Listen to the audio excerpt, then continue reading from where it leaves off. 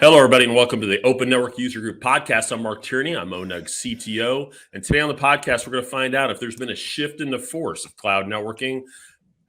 I don't know. We got the right lineup to figure this out. Will it be worth it? Are you worth it? Of course you are, and you want to be happy, and you deserve to be happy. But before we go there, listen up. ONUG Spring 2023 will be a hybrid event. It's going to be in Dallas, my hometown.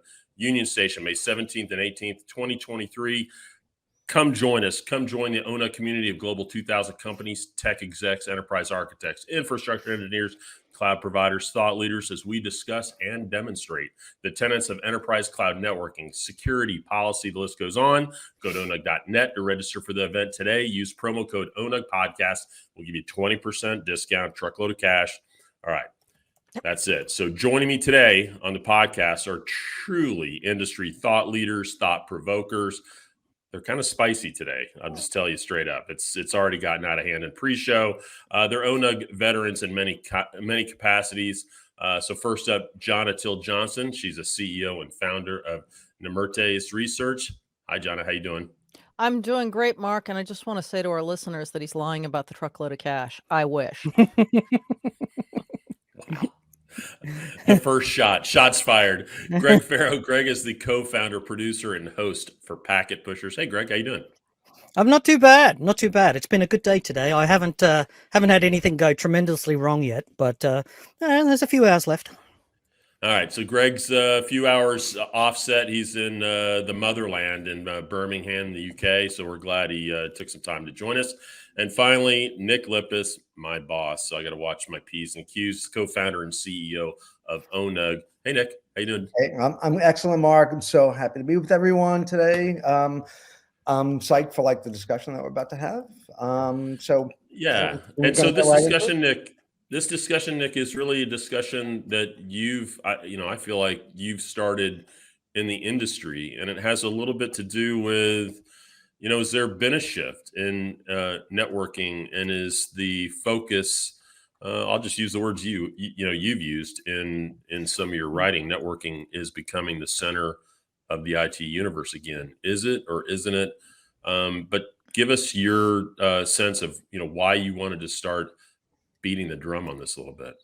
Yeah, well, frankly, I'm really looking forward to hearing Johna and Greg's kind of point of view, on this. And they might have been just, I don't know, we'll see what you guys think, but it might just be like, yeah, well, finally, welcome to the party, Nick, But it seems like, what's happening now, and I think it happened pretty quick, in that there's a lot of rebalancing, optimization around cloud spend and around cloud consumption.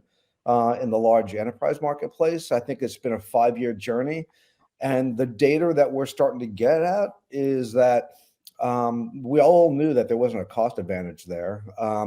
We're also now understanding that there isn't an operational advantage either, meaning that you're not reducing people, and staff just because you start moving things into the cloud. And also there's starting to be, data around you get better agility and better controls, of course, on-prem. So with all of that, that doesn't mean cloud spend and consumption is going away by any stretch. But their growth rates are really slow, about half, they're growing, the cloud providers are still growing, but they're growing half as fast as they were. And that's huge for large companies like that. So there's also, with that going on, there's also another dimension, and I'll just get this out and then we'll have a discussion because no one wants to hear me drone on for a while. No, and that is true.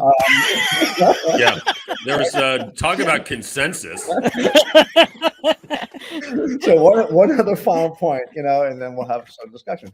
And that is that over this 5-year journey, many organizations, they had these centralized cloud platform teams that were writing the applications, and then the cloud providers were messaging to them saying, hey, listen, you don't need that infrastructure team. All you're going to have to do is click, click, click, click, click, and there's your infrastructure. It turns out whenever there was a mission critical application that started to run, the platform team would say, hey, can you network guys help us here? It's like, this thing ain't working right. We can't troubleshoot this. We don't understand why the performance isn't there.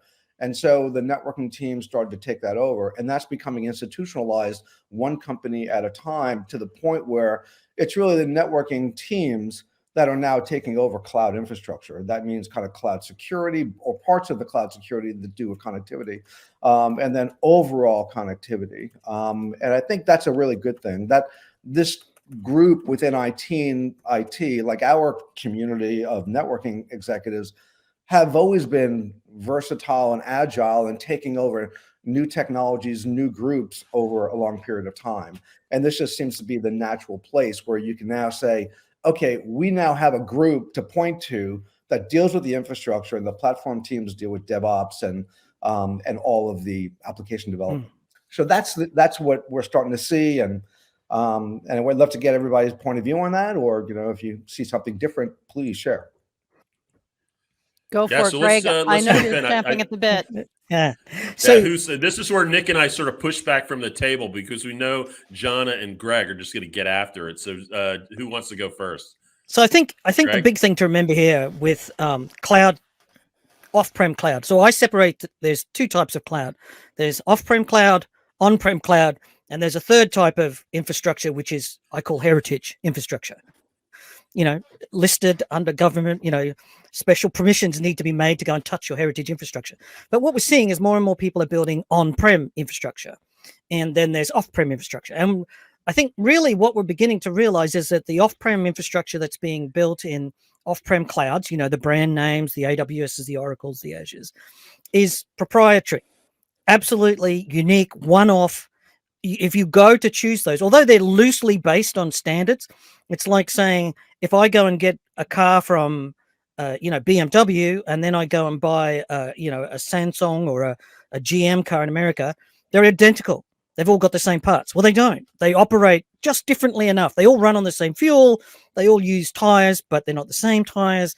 The engine parts aren't interchangeable. And so now we've got this situation where all of our off-prem clouds are unique proprietary implementations, and they're not interoperable. If you try to run a network on Google, you can't do the same network on Amazon. You can't do the same network in Azure or Oracle. You have literally ended up in the one thing that we wanted not to do for the last 3 decades or 4 decades in IT, which was no multi-vendor. We wanted one vendor, one throat to choke. We wanted to limit the diversity so that we could minimize the operational load.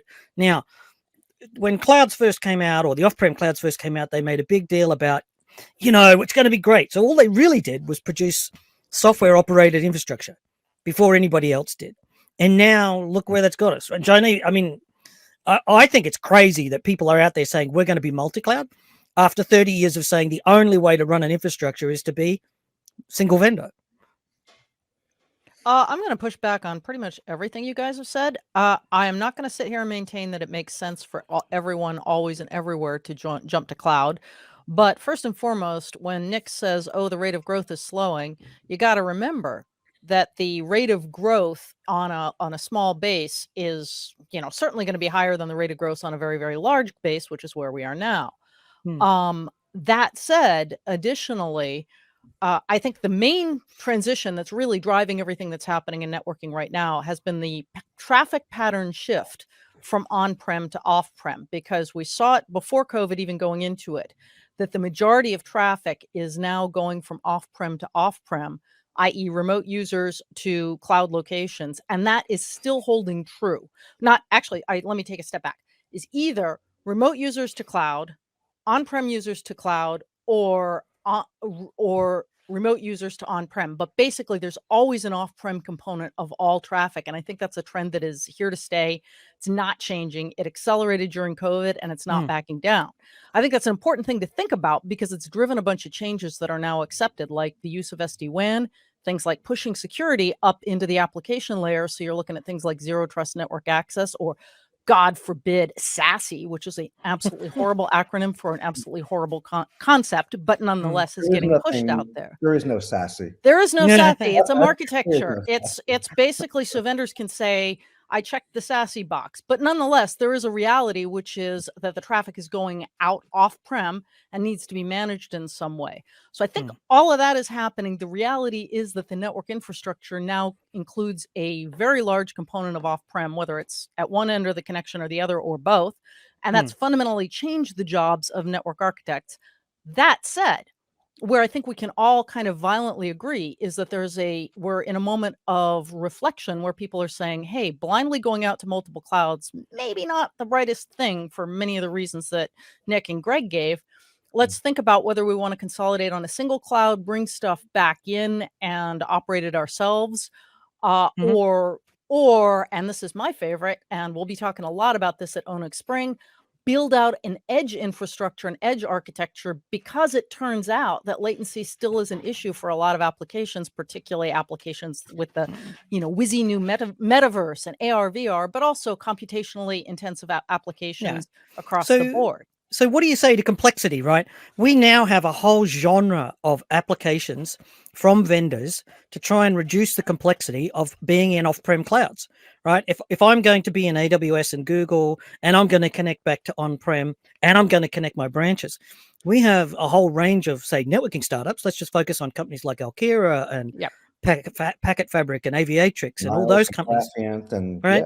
There's so much, and those people are going to win because trying to standardize those proprietary architectures and operate on those diverse, non-compliant, each one is unique, and they're all saying that they're special. They're not special. They should just use BGP. But you are special, Greg. You are very special. No, I hate you all. There's nothing special. Well, I want to push back on that, Greg, because I kind of view the phase that we're in right now is very similar to the mid 1990s, actually early 1990s timeframes when we had Apple Talk and we had DECnet and we had IBM's SNA.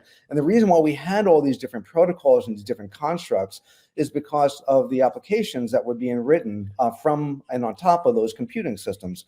And what the networking industry did was friggin' brilliant, right? We basically had at one point in time all these different networks that were specialized to each one of those particular protocols.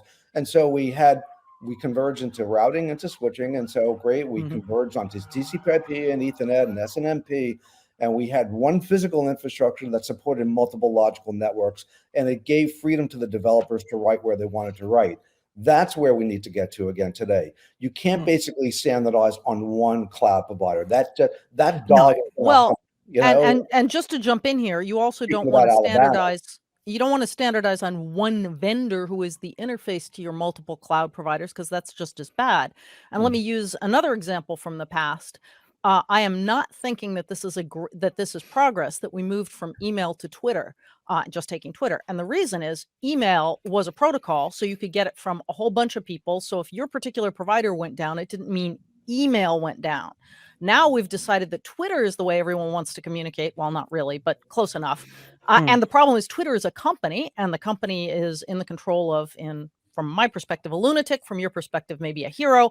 I don't really care, but the whole point is you don't want all of your communications mechanisms to be under the control of a single entity. That's a terrible idea. And I don't care whether that entity is your interface between the multi-cloud providers or a cloud provider. You really need to have a standard protocol in place so anyone can play, so you have choices. I don't get the Twitter thing. That's more like, so if you look at Slack or Teams or the chat, it doesn't everybody matter. wants to Twitter, chat. They don't basically email. People communicate with Twitter the way you and I communicate with email, Nick. If I need to, these days, if I need to reach somebody, I'm an old fart, so I'll send an email, but people, 10 years younger and beyond would tweet to them. And the issue is Twitter is one company. They're using DM as an alternative to chat or Slack. Or quite often. Chat and Slack and all that nonsense. That's in corporate enterprise. But if you just talk about ordinary humans that want to communicate with each other, it's either Twitter or Insta. That's basically it. But the main point again is it's a company, not a protocol. Email is a protocol, not a company. And that's the key difference. I get that. Email was the killer app. It was, but it was because it was multi-vendor, and that's kind of the point I'm keep hammering on. And your example, we could use a HPUX email gateway as much as we could use a Microsoft. Exactly. As much as we could use a Linux. Exactly. And what the networking world did that was so brilliant was define a protocol and then kind of get everyone. We defined lots Yeah. of protocols, and then So you one of would them you would won. highlight that really we need Slack teams and all those things to interoperate in some way, because otherwise I can't communicate with you. I can only communicate within the organization. I'm not going to push my damn metaphor too far, but what I Yeah. would say we Right. need Yeah. is, rather than having a single vendor that we all agree to use, because I think that's a terrible environment, I think we need a single protocol for whatever the next generation of networking is. And for the time being, it's still going to be TCP/IP. It's just, all the different applications built on it. Yeah, I don't But see. that, yep. Go ahead, I'm sorry. No, go ahead, Nick. I was done. Yeah, no, I don't see anything wrong with TCP/IP. And really, what I think we're building out is a massively next generation of TCP/IP that now includes cloud. That allows us to have more direct access to cloud. I think one of the other things that, and I totally get Greg's point around all the cloud providers are delivering proprietary solutions. It's even worse than that. They won't even get on a stage with another competitor. They are so allergic to anything about open and interoperability that will help the consumer. Or They are competition, or admitting that they've got competition. Like Amazon still calls themselves the cloud. AWS still believes they are the cloud, and everybody else doesn't have a cloud. I don't know, but that's coming from somebody who's thought emperor, lord of networking, on-premise prince, cloud overlord, duke of networking, and first defender of enterprise IT. That's a bit rich, but yes, point taken. I generally believe Not that, to brag, but what I do see happening though is people are realizing that once they move to an off-prem cloud, which is software operated, you see the diversity of the teams grow. So what we're seeing now is the off-prem clouds are not providing infrastructure; they're providing more and more services. This serverless. They've got multiple container management platforms. They've got an old one. They've got a new one. They've got one coming out in a year's time. They've got databases as a service and all this. And the challenge here is that increasingly the silos around those, what people are doing to consume those, there's only one part of the team that's actually touching all of those, and it's usually networking.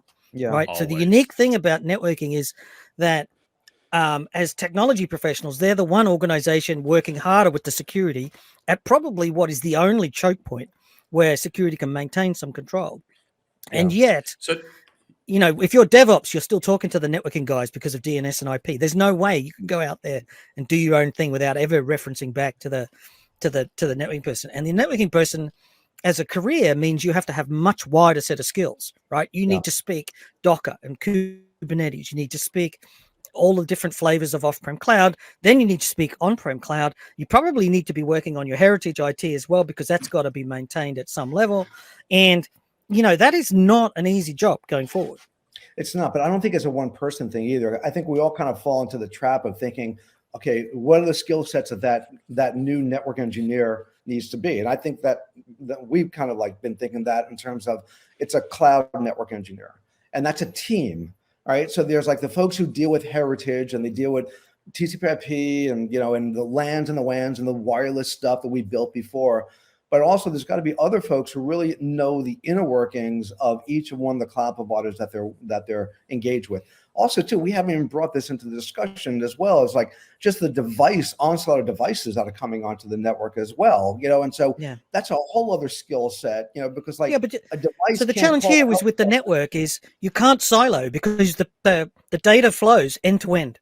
Right. So if you've got an existing WAN with heritage routing set up, and then you suddenly want to get access to, the Google Cloud, and there's a redundant system and another part of the system's in AWS, guess what? You have to do it all if you're troubleshooting it. It's not a silo. Like if you're hiring someone to develop an app for you and you've got a team over there and they go with, S3 for storage and AWS for database as a service and, all the way up the AKS and, all the stuff that goes on.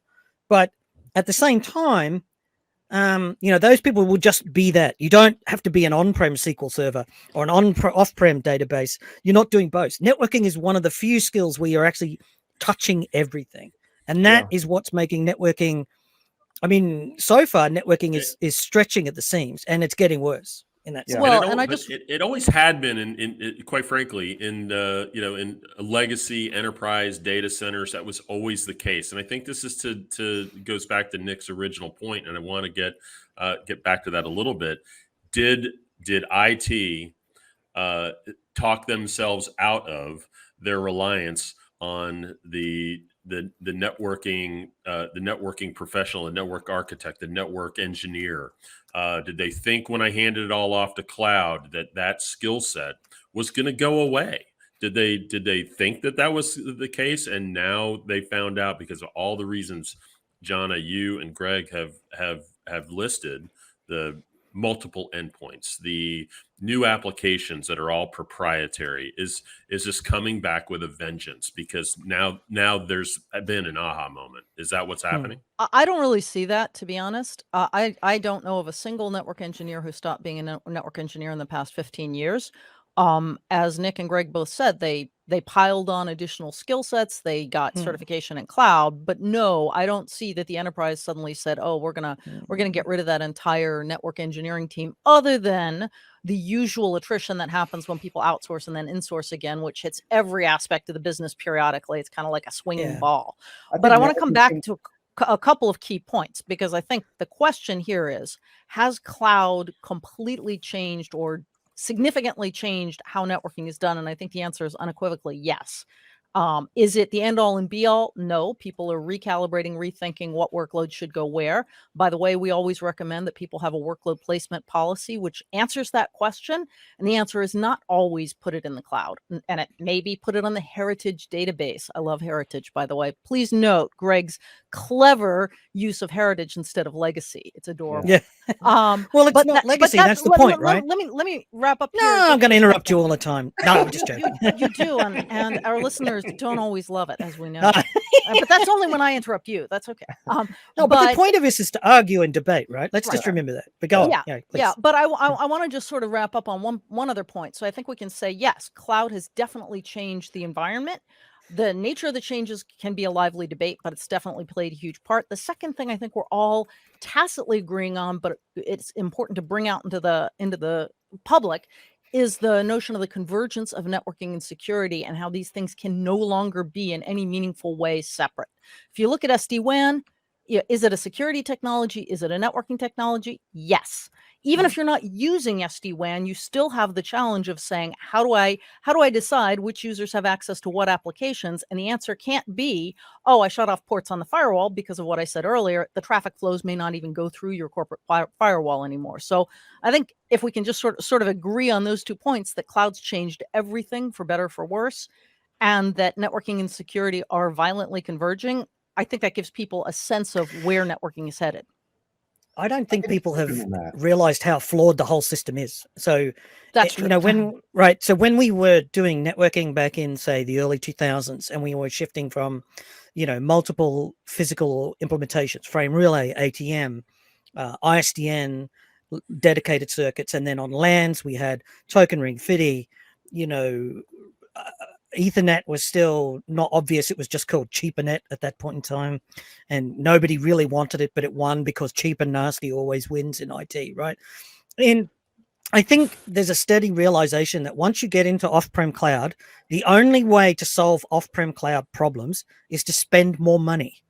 There is no way you can cut off-prem cloud without spending money. You have to apply more people to do a cost analysis. Now, that sounds really cool, but that's like bringing in a vampire to say, you've got some problems with your blood. Why don't I test it for you, right?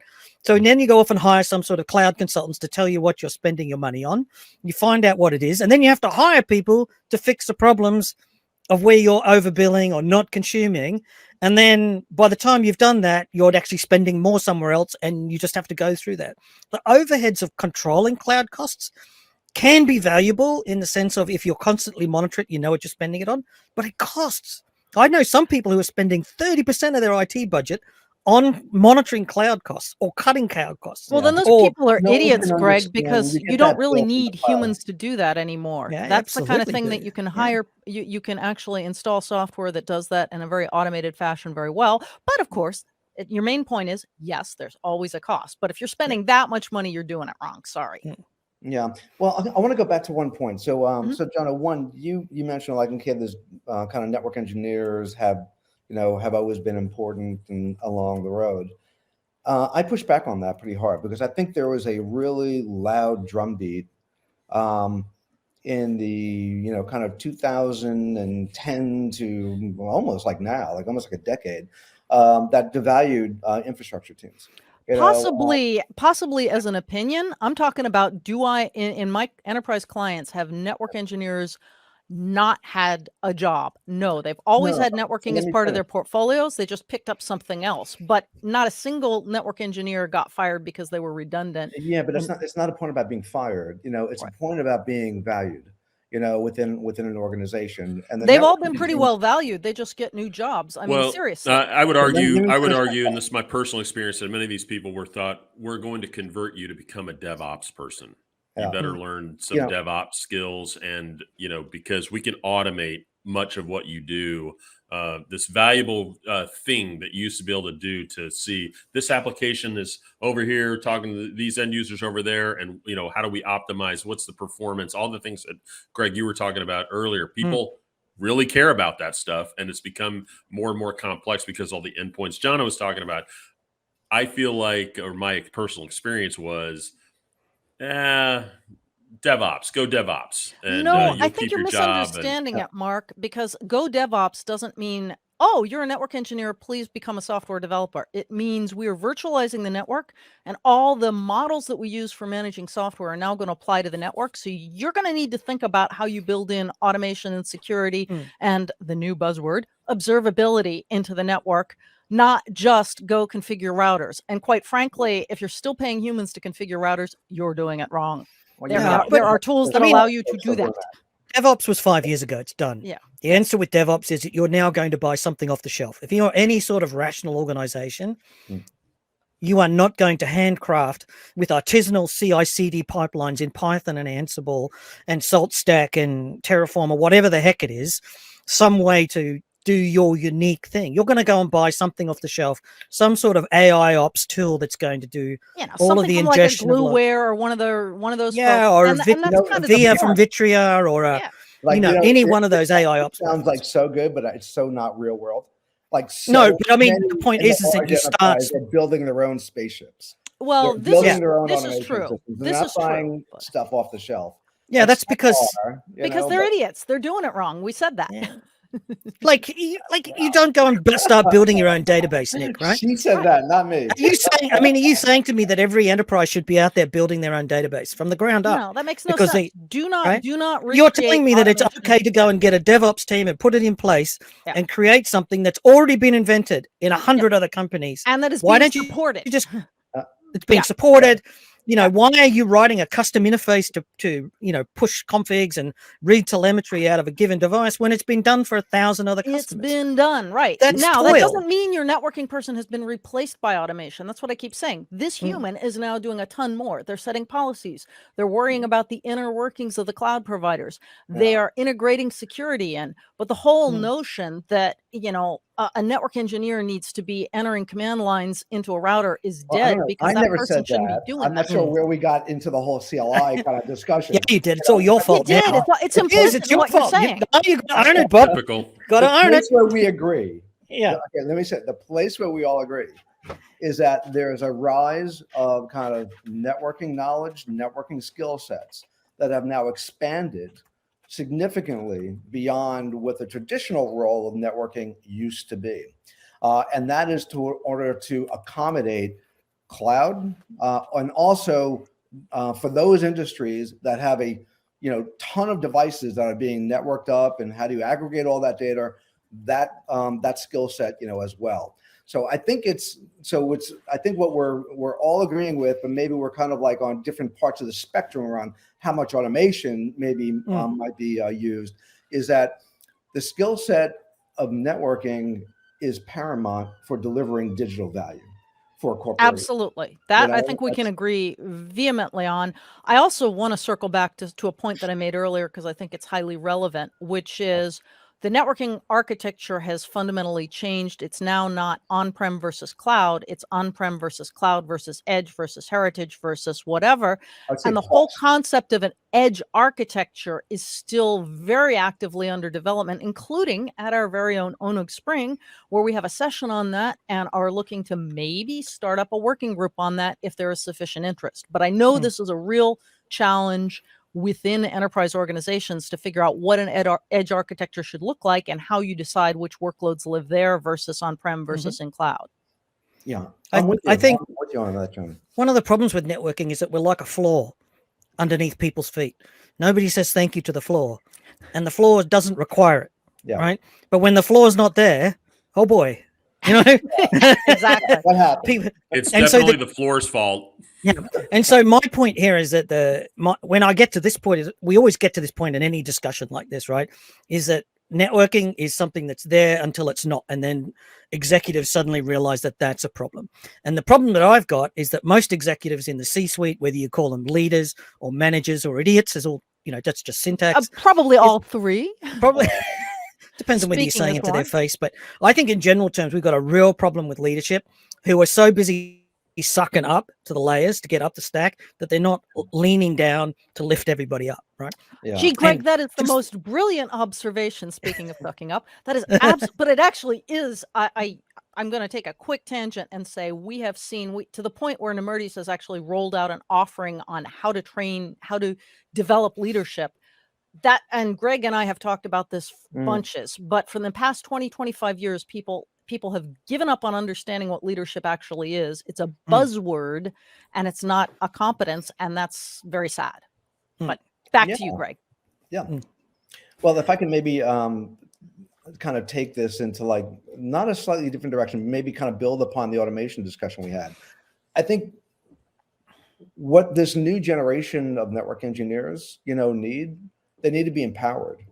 They need to be empowered to integrate cloud, to define the cloud edge, to integrate, those systems with their heritage, infrastructure as well. You lost me at empowered. What does empowered means? Yeah, you lost me at Let's empowered break too. it down. I mean, empowered sounds means- great, but that's not exactly drinking half a liter of diesel or Okay, empowered to me means tools, know-how, knowledge. So some of the tools that you all were mentioning is, for example, like Blueware around automation or attentional and automation. So like they need to be empowered to a range of tools, and I think a whole bunch of companies are starting to deliver those tools. We also mentioned some of the new networking companies like Niles and Graphiant and Aviatrix and others. To me, those are tools.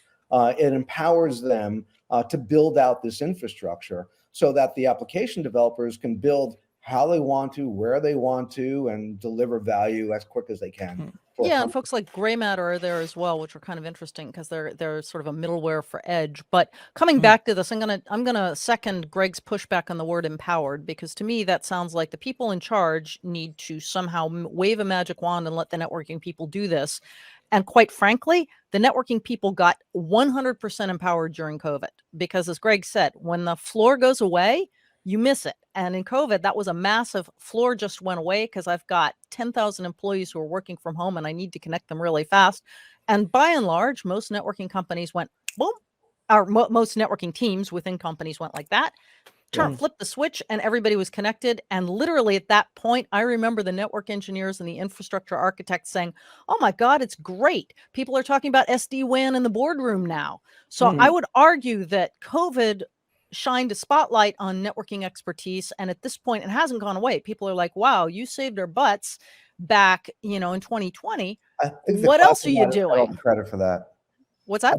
I think the cloud providers got off the credit for that. No, that's not true. I don't think literally cloud have providers- clients that came to me and said, this is fantastic. Enterprise clients who said, this is fantastic. The board is talking about my capabilities. Now the infrastructure is getting the attention it desires. They weren't saying, oh my God, Amazon Web Services enabled my 10,000 employees to work remotely, because they didn't. It was the enterprise networking team that did it.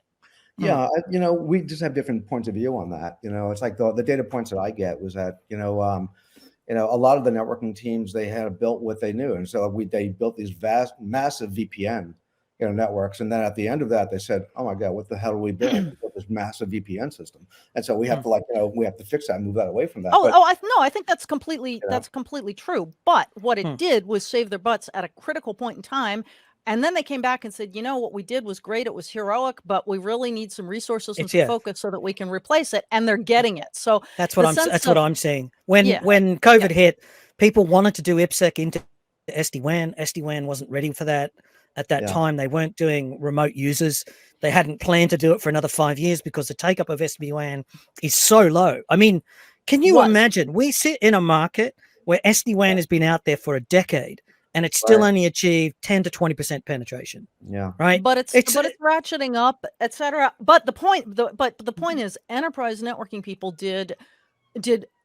had made heroic efforts with outdated technology and managed to save the day. And the reaction they were getting, literally, Nick, when you have the boards, when the board is talking about VPNs and IPsec and SD-WAN, that's the most granular they've ever gotten in networking technology since the dawn of TCP/IP. And we're talking about the board of a very large company, and multiple times, not just one instance, but across the board. I agree with you that they did heroic, massive, and they were recognized. Is the point? It was a golden moment, I think, for our industry. However, where I push back, I don't think they got the credit for the board. And I run ONUG. No. I speak with IT executives all the time. Yeah, but I do the same. I mean, that's the thing. We have Microsoft got the credit. Amazon got the credit. All the cloud providers got the credit. I have not heard this from senior leaders, and we'll just have to agree to disagree, because basically Amazon, Microsoft, and all the others essentially threw up on their shoes. They did nothing to help the enterprise. They were sort of like, well, it's great that you have your resources here, but they weren't jumping in and re-architecting. They had them by the short and curlies. There was no product to buy. The silicon shortage was going on. They didn't have to do anything to attract customers. They were going to get them anyway. And they did nothing. And they didn't have to spend money to get new clients. And boards are smart enough to see the difference. And they were. They said, oh, wow. Don't pay that much attention to kind of boards don't care technologies. And it's like, that's the point. That's why it's such a big deal when they're using these technical terms. News programs, and the ads that come on there. But that's the point. When the board is actually using terms like IPsec and SD-WAN and VPN, that means it's penetrated to them what's going on. And as you said, it's a golden moment for the networking folks. Now, I think the question that that's great for that one company. I don't think that was it's not one company. This is across the board with all the enterprises that we work with, which is a significant number. It's on the same line as ONUG. So I'm gonna hold this one. But that said, I think I'm gonna also highlight the fact that you said golden moment for our industry. So the real question we all have is, we had our golden moment. What are we going to do with that with that attention that we got, with that focus that we got? Where do we go from here? That's the perfect segue. So I'm glad we avoided the steel cage smackdown death match there. That was perfect. We have to add something. Let's come around the stretch, because we got about 8 minutes. And I am the boss. So Mark, hold off on that. Oh boy, I'm pulling rank and on that. So I think it's like, what's next is, I'm really believing that we're on the cusp of a new massive infrastructure build out. And that is both, it includes the stuff that you've been talking about, Johna, around kind of cloud edge. It's this whole integration, of kind of cloud and enterprise, so you have one kind of seamless infrastructure. You have all these devices that are being connected in together. We have now programmable networking that's going to be cloud delivered, that's elastic. That's kind of the 5G stuff, the Wi-Fi 7 that's coming on, on board from technology point of view. But, this is kind of like the next massive communications infrastructure that we're about to start building. And I think we're already building it, but our heads are down and we haven't looked up and see what everybody else is building. That's. I would agree with that. Go ahead, Greg. I would see AI as the harbinger of the return to on-prem. The cost of processing AI off-prem is extraordinary. Right now, you're looking at, for a moderate-sized LLM, you're looking at 2.3 million to run that model. You can buy a whole AI solution for that sort of money, put it on-prem, and do you know what? If it takes a week instead of a day, does that really change anything? So, Depends. It depends, right? If you're in a fast-moving, innovative startup and you can throw away money like a drunken sailor back in town after 6 weeks at sea, aka Silicon Valley startup, get big fast or die faster sort of thing. But if you're an enterprise and you're looking at, I'm going to build an LLM and I'm looking for a 5-year cycle. I'm thinking of Bloomberg just recently brought in a bunch of AI researchers. They fed in all of their proprietary financial data for the last 10 years. and built this massive system. Cost them like 50 to 100 million to build that out because the price of the AI processing was so high. But did that need to be done at speed? Did that need to be put in? Like, we look at Chat GPT-4, it's costing them in excess of $50 million to run the processing against that model to generate Chat GPT-4, right? Because the model is so large and the source data is so unconstrained and there's so many problems, right?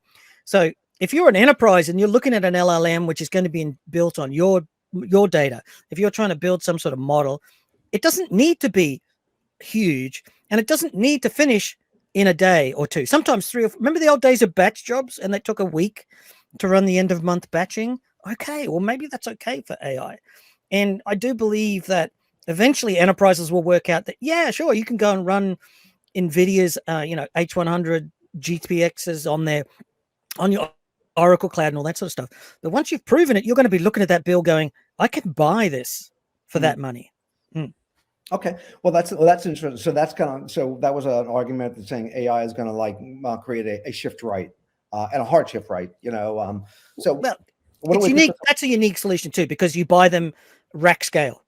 You don't buy them as a server and a bunch of GPUs and bloody blah. Mm-hmm. You're going to go and buy an NVIDIA A100 rack system. You're going to buy it, drop it on prem. Networking and everything all comes in a sealed unit. You don't get a choice of colors or flavors. You get what you get. So it's a different solution for that. But yes. Okay. All right, if I Mark, can, let's bring this back to our topic. It's okay, but we're gonna have to wrap it up. And so let's wrap up with the I want to hear from Johna and Greg. Is the networking team, are they getting the keys of the kingdom or not? And whether they are or not, what's your advice to networking professionals today? What do you think? What's their call to action?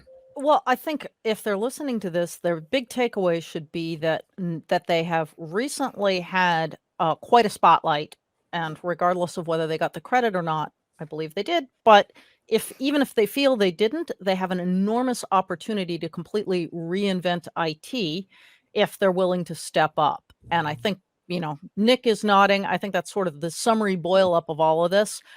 Greg pointed out the impact of AI, and I would highlight the fact that there is also an edge computing architecture play to AI as well as to the metaverse, as well as to a lot of other things. So one thing to think about is I think we can all agree that cloud is not the end all and be all. It's not like, oh, I connected us to Amazon, so I'm done now. It's actually the start of a much longer journey of which cloud will remain a piece, but will no longer be the privileged entity. So start stepping up, thing one, and thing two, start thinking in terms of re-architecting everything about the network. All right. So my answer here is expect more of your managers. I think it's time that networking professionals and infrastructure professionals more generally, it's not totally your responsibility to have business empathy.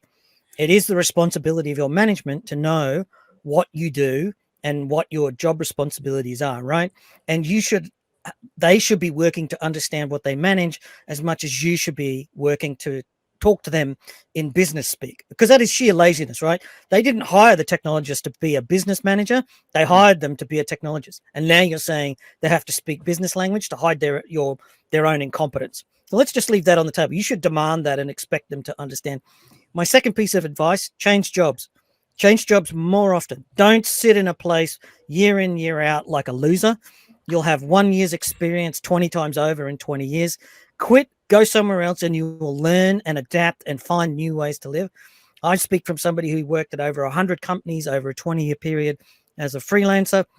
And part of the reason that I've got different perspectives to other people is that I've worked in a whole range of different verticals. I've worked in different infrastructures, different reasons. I look at problems differently to other people, not because I'm, mentally insane, arguably, but because I haven't been stuck in a single pond looking at problems the same way for a single vertical. Get out there. There are not many jobs in this world where you can go anywhere and work for anyone. Do you realize that if you're a lawyer and you leave your home state and you go to another state, you have to apply to be readmitted to the bar? If you're a doctor and you go from the UK to Germany, you have to reapply to be appointed and certified as a doctor. In IT, you can do anything, right? And the last one is demand more money. Because once you've got all those skills and capability, you're worth a lot more than you know. And the weird thing about this is the more you get paid, the more seriously you get taken. Yeah. So if you're being screwed over at 75 grand a year, nobody's listening to you because you don't matter, because you're not putting enough money on the board. If you come in at 150, 250, 500,000 a year, they're going to listen to you because they're paying you serious money. That is the weirdest thing ever, but that is the truth.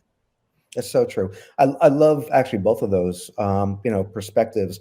And I think that's one thing that I'd love for us to focus on, probably not for the spring, but like kind of as part of ONUG, is that how do you kind of upsell the value of the networking teams and the infrastructure teams? So you get more budget, you get bigger budget that you can skill and upskill your staff. So I love all of this, and it's always such a pleasure talking to both, Johna and Greg and Mark. I think on a really important topic. It's I thought this was like super. It was great. Please, if you've enjoyed listening to Greg and me debate and discuss, come listen to us on the Heavy Strategy podcast. Greg, where can they find us? You can find us over on packetpushers.net. There's a whole range of podcasts there. Heavy Strategy is the best podcast because that's the one where Johna and I talk about strategy in a sort of a argumentative debating format. I'd like to think of it as debating. She likes to think of it arguing. And what's the motto of the show again, Johna? You do it better than me. It's where we think that unanswered questions are better than unquestioned answers. Because we don't know what we're doing. We're just trying to help you get there. And it's my favorite podcast too. So it's like, plug in, everybody, check it out. One of the things I appreciated from both our guests, Nick, was we hit on many topics that the ONUG Collaborative is dealing with today, whether it's cloud governance and how we deal with everything, multi-cloud policy as code, major initiative going on in ONUG right now, hyper automation, dealing with these AI/ML concepts, and particularly with the bias towards networking. It's just the reality of things, and all things security and cloud native security. So just fantastic. I appreciate the fact that our guests bumped up against those topics. It's always fun to watch Greg and Johna go at it. Also, don't forget about ONUG Spring. It is May 17th and 18th. Dallas, you got to be there. Come to the show. ONUG Podcast, 20% discount as a promo code. ONUG Podcast is the promo code, and we will see you all on the next ONUG Podcast. Thanks, everybody. Appreciate it.